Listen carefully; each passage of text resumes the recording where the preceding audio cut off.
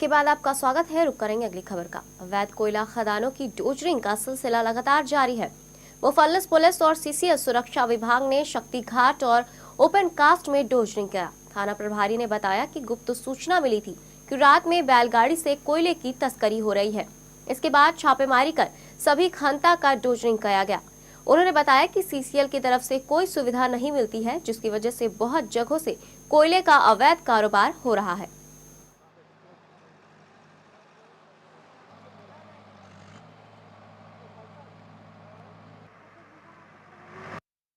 Open cast mines के पीछे में बहुत सारा खनता यहाँ पर चल रहा है। इस सूचना पर हम लोग यहाँ पर आए हैं और बैलगाड़ी यहाँ पर करीब 6 बैलगाड़ी तोड़ा गया है। कोयला भी कुछ जब्त किया गया है। एक जनरेटर मशीन जब्त किया गया है। खनता संचालक को पहचान कर इसमें प्राथमिकी दर्ज की जाएगी और इसमें कोलवरी के मैनेजर से संपर्क साधकर इसमें बड़े पैमाने पर इसमें अभियान किया जाएगा। अभी कोलवरी से पूरी तरह से मदद नहीं मिल पा रही है, जिस कारण हम लोग संसाधन की कमी के चलते कुछ काम नहीं कर पा रहे हैं। गिरिडीह के कई क्षेत्रों में अवैध रूप से पत्थरों का कारोबार चल रहा है। इस अवैध कारोबार में कई तरीके अपनाए गए हैं। बिना लीज के अवैध रूप से पत्थरों का उत्खनन किया जाता है। जिनके पास लीज है वो भी लागत मूल्य बचाने के लिए पहलियों से उत्खनन करवाते हैं। कुछ तो उत्खनित अब पत्थरों में क्रशर मशीन चला रहे हैं, जिससे पर्यावरण भी प्रदूषित हो रहा है। विभाग के अधिकारियों का कहना है कि गिरिडीह जिले में कोयला के 2, अभ्रक के 4 और लघु उद्योग के 137 लाइसेंस धारक है। जो लीज धारक है वो ही पत्थरों का उत्खनन कर रहे हैं। अवैध उत्खनन पर समय समय पर कार्रवाई की जाती है।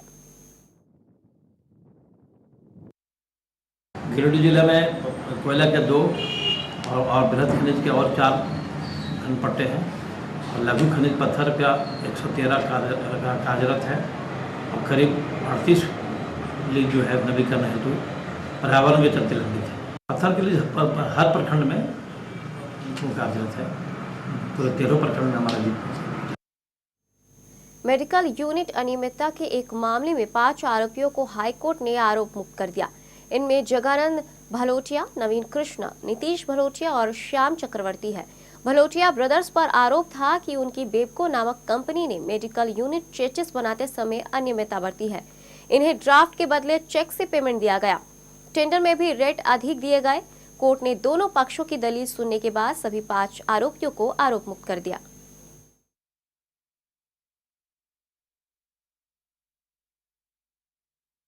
गजानंद भलोटिया, नीतीश भलोटिया, नवीन भलोटिया, कृष्णा भलोटिया और एक श्यामल चक्रवर्ती, इन लोग 5वां केस यहाँ सुनवाई के बाद अलाउ किया गया और उन पर जो चार्ज तो फ्रेम करने की बात थी और चार्ज निरस्त कर दिया गया। चार्ज फ्रेम हो रहा था कि इनको ट्रायल प्रोसीड किया जाएगा, इन पर ट्रायल चलेगा, इसलिए उससे मुक्त हो गए, आरोप मुक्त है। सरकार के लाख दावों के बावजूद व्यवस्था में सुधार नहीं दिख रहा। यह हम नहीं, पूर्णिया के बिजली विभाग का हाल कह रहा है। उपभोक्ता परेशान हो रहे हैं, जबकि बिजली विभाग में समस्याओं का अंबार लगा हुआ है। एक रिपोर्ट। मीटर लाने गए थे। आप मीटर लाने गए थे? कहाँ है मीटर? अभी गए थे यहाँ पे MRT गए थे। MRT में मीटर बोला कि टेस्ट होके उसके बाद मिलेगा। और टेस्ट करवाने गए थे? टेस्ट करवाने नहीं, टेस्ट करने के बाद मिलेगा।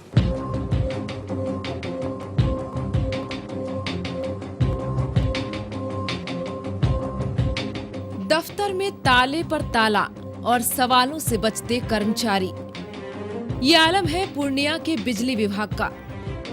दरअसल विभाग की लापरवाही के कारण उपभोक्ताओं का हाल बुरा है। कोई गड़बड़ बिजली बिल से परेशान है तो किसी की समस्या वोल्टेज कम होने को लेकर है। उपभोक्ताओं की माने तो पिछले 5 महीने से वे अपनी शिकायत के लिए विभाग के चक्कर काट रहे हैं, लेकिन सुनने वाला कोई नहीं। मीटर खराब है, उसी के संबंध में आए थे। कितने दिनों से दौड़ रहे हैं? ये लगभग 19 दिसंबर से दौड़ रहे हैं। तो क्या काम क्यों नहीं हो रहा? बता रहे हैं कि SDO साहब बैठ ही नहीं रहे हैं और मतलब हो ही नहीं रहा है काम। शहरी एसडीओ, ग्रामीण एसडीओ? ये शहरी SDO। तो बताएं कि आज सिर्फ छुट्टी में थे, बाकी सब दिन तो नहीं। अभी हम पंकज जी से मिले तो वो बताए क्या मतलब 9वां महीना से ही काम नहीं हो रहा है। ये खराब मीटर रीडिंग का कोई ऑर्डर ही नहीं हो रहा है। परेशानी मीटर रीडिंग गलत आ रहा है, बिल गलत आ रहा है। पिछले महीने 8,000 का बिल आया, वो मुझे देना ही पड़ा। बिजली का बिल बहुत आ गया, 4 महीना में 27,000 का आ गया है। अब पहले का तो 3 किस्त का पैसा जमा किया, उसका हिसाब ही नहीं मिल रहा है हमारा। अब बोलने से तो मगर कुछ सुनवाई नहीं है। कितने दिनों से दौड़ रहे हैं? ये तो हम महीना दिन से दौड़ रहे हैं। क्या लगता है काम हो पाएगा? उम्मीद न है। समस्या सर गलत रीडिंग के संबंध में आए थे, 4-5 महीना हो गया, अभी तक कोई सुधार नहीं हुआ। विभाग में समस्याओं का अंबार लगा है और साहब हैं कि दर्शन नहीं देते। उपभोक्ताओं के आरोपों की सच्चाई को हमने अपने कैमरे से देखने की कोशिश की। हकीकत जानने के बाद साहब से इस पर सवाल किया। जरा देखिए कैसा था उनका रिएक्शन और रिप्लाई। उनके मामा जी की तबीयत खराब है, हमें उनको छुट्टी थी। और कई काउंटर में ताला भी तो लगा हुआ है।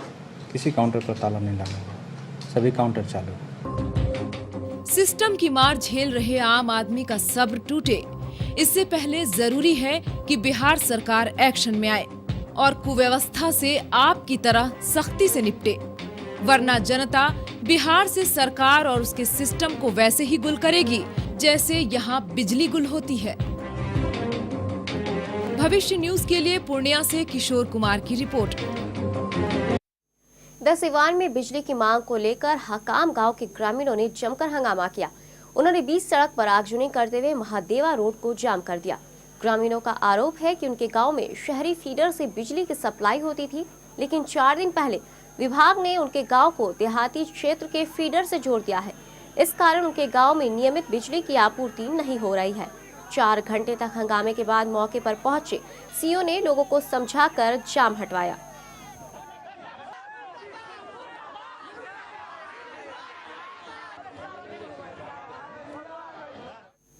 पटना सिटी चौक क्षेत्र के श्री हरमंदिर गुरुद्वारे में चल रहा विवाद सुलझ गया है। शुक्रवार को अकाल तख्त और प्रबंधन कमेटी के दोनों पक्षों के सदस्यों के बीच समझौता हुआ। इस दौरान दोनों तरफ से लोगों को गुरु घर से शोरपा प्रदान किया गया। दोनों पक्षों ने सभी कलह भुलाकर एक दूसरे को गले लगा लिया। बता दें कि 7 जनवरी को प्रकाश पर्व के दौरान नए ग्रंथी साहिब विवाद को लेकर दोनों पक्षों में मारपीट और तलवारबाजी हुई थी, जिसके बाद से गुरुद्वारे में तनाव बना हुआ था। वो दोनों तरफ से जो है, जो हमारे तरफ से भी हुआ है प्रबंधक कमेटी के विरुद्ध, उसको भी हम वापस, और जो प्रबंधक कमेटी के ऊपर किया है हमारे बेटे के प्रशासन ने FIR किया है, तो उसकी वापस कराने की जिम्मेवारी हमारी है। तो हम अपने बेटे को कह करके वो FIR जो है वापस करवा देंगे। बेगूसराय जिले के मैधौल गांव में एक अधेड़ व्यक्ति ने मंदबुद्धि युवती के साथ दुष्कर्म किया। गांव में घूम घूम कर मांग कर जीवन यापन करने वाली युवती के साथ रात में 55 साल के एक अधेड़ व्यक्ति ने दुष्कर्म किया। गांव वालों ने आरोपी मोहम्मद मुख्तार को पकड़कर पुलिस के हवाले कर दिया।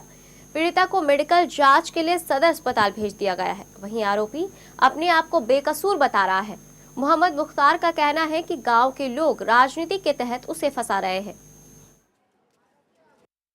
जे लोग हो जा छे बढ़िया भाई पुतौ छे ओकर बेटी छे, उ दब के कहाँ दने एकरा गेलै न, कहाँ दने के आए रहे कि मुँह आर झाँपने सुतल रहे। ओकरा बोले फिर हमार परिवार आर हमे पूछलिए भाई आप के रहे से देख नहीं होबो तू, तो हम गलिए कोई नहीं रहे, बेचारी मुँह झाँप के सुतल रहे, अगवंगिया आए रहे तो हम उठेलिए एकरा। वह प्रकारी बाबा थाना गेलखिन, हमरा बड़ा बाबा कहलखिन कि लिखेलखिन पढ़ेलखिन, हमरा पकड़े। मामले लोगों का कहना था कि इनको मेडिकल करवाइए, और क्या है, सही है कि गलत है उसका जांच निकलेगा। और लोग तो 376 का नहीं कैसे होगा। किसके साथ हुआ था, कब की घटना है, क्या बताया गया? किसके साथ हुआ था हम लोग न बता सकते हैं, वो जो ग्रामीण लोग हैं वही लोग बताएंगे। गोपालगंज में अविवाहित युवती के लोकलाज के डर से अपने नवजात बच्चे को सदर अस्पताल के पीछे फेंककर फरार हो गई। प्रसव के बाद बच्चे को कूड़ेदान में फेंक दिया। कलयुगी मां ने बच्चे को गला दबाकर मारने की भी कोशिश की, लेकिन सच ही कहा जाता है कि जाको रखो साई या मार सके ना कोई। मरणासन स्थिति में बच्चे को लोगों ने डॉक्टर के हवाले कर दिया। बच्चा अस्पताल में जिंदगी और मौत के बीच झूल रहा है। कुंवारी लड़की थी, इमरजेंसी के पीछे उसको बिका गया था बच्चा को। हाँ, बच्चा को। उसके बाद से उठाकर हॉस्पिटल में उसको डॉक्टर साहब दवा कर रहे हैं, दवा इलाज उसको चल रहा है। अब हालत उसका नाजुक है।